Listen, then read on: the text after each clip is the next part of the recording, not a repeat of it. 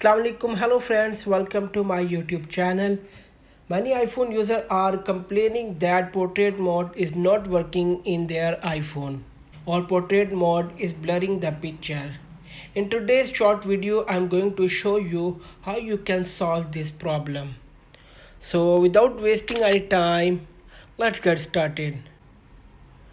So guys, first and basic method is click photo in good lighting.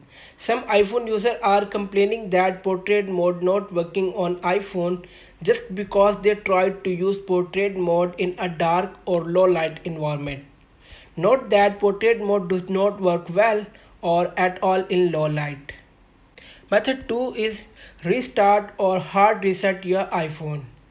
Guys, if your iPhone is fine and there are no hardware issue, you can fix portrait mode by rebooting your iPhone. For that, go to Settings app on your iPhone. On the Settings menu, tap General. Now scroll down and tap on Shutdown. Here, you have to slide to power off.